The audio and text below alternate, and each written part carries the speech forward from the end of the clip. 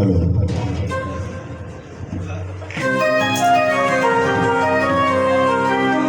Final पैदल पाक के 1.25 लाख नारा है जी। हाजरी में महफिल सब पीर भाइयों अस्सलाम वालेकुम। हाजिर खिदमत शबीर ताहिर जनाब की खिदमत हाजिर है।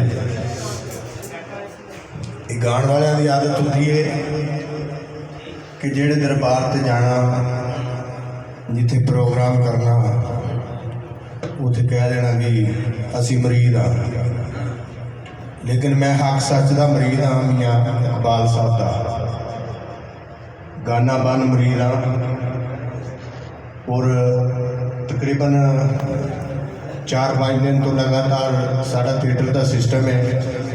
3 दिन चंद किया, 2 दिन हासिलपुर किया है। जगराता थकावट सरकारा मैंबर हुए हैं, हाज़री वास्ते हाजिर हुए हैं। तो गला भी खराब है। मैं सुबह तकरीबन मेरी रहायश 170 70 भट्टे वाला भी मशहूर है, उतों की रहायश है मेरी। सुबह मैं पहुँचा तकरीबन 7 बजे, 6:30-7 बजे लगे तकरीबन घर पहुँचा। तो मियाँ साहब ने आंदिया हुक्म किया कि आए नहीं सुबह खत्म शरीफ से। मैं कहा सरकार जी खत्म शरीफ से होंगे फिर इतने घूम नहीं सी आ सकते, क्यों तबीयत भी खराब सी, गला भी खराब सी, बुखार नज़ला जुकाम। तो मैं अपने इन्होंने परिंदियां अपने परां पारने जी साढ़े इन्हों तो बगैर असी ना मुकम्मल हाँ। इन्होंने सारे फोन करके दसिया कि मेरा नंबर बंद है 12 बजे तक, कोई परेशानी नहीं लैनी, जिथे जिथे भी तुम पहुँच करनी है। तो हाजिर हो गए हाँ। अकीदे के मुताबिक जो कुछ चंगा बंदा मेरे पीर भाई कुछ वसीरपुर तो आए ने, कोई कितों आए ने, कोई सिंध तो आए ने। अच्छिया यादा बहुत अच्छे लोग ने। असी जाते रहने थिएटर पूरे पंजाब में जाता है। तो किस्मत या नसीब मेल होता है। मेला उसका नाम है जिथे यार मिल पवे। मियाँ मोहम्मद इस्माइल साहब अल्लाह ताला उन्होंने जन्नतुल फरदौस जगह देवे। अज साढ़े विच नहीं, बेली विछड़े मिलन का नाम मेला होए बाजो बेलियां कदों सुहाए मेला। बेली विछड़े मिलन का नाम मेला बाजो बेलियां कदों सुहाए मेला। लखा होण तमाशे कवाल रागी बाजो जानिया जान नू खाए मेला। ओए यार मिले जे विच उजाड़ आके उथे विछड़ियां दा बन जाए मेला।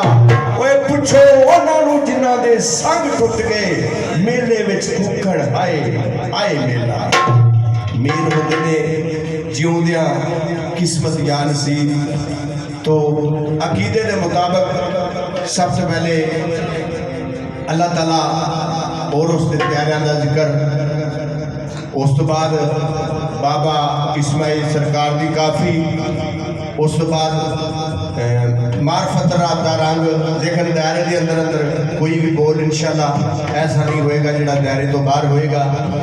तो जो किसी का आशक होवे उसे दी गल करता, 100 मकर बहाने ला के मरने उसने मरता।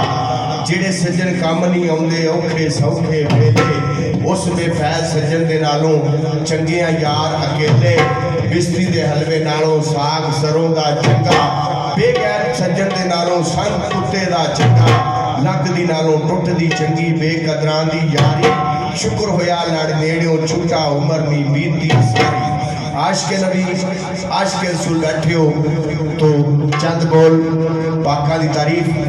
अल्लाह ताला की ज़ात दिल बेताब होया है अपने प्यारे महबूब हजरत मोहम्मद मुस्तफ़ा सल्लल्लाहु अलैहि वसल्लम अर्श ने बुलाया है। हाँ जी इजाज़त है, बिस्मिल्लाह जी।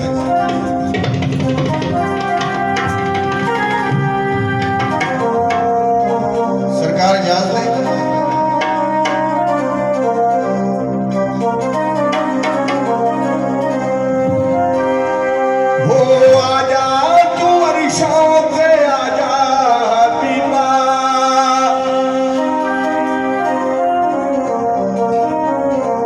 मेरे साइया का करम है, बुखार भी है, नज़ला भी है, जुकाम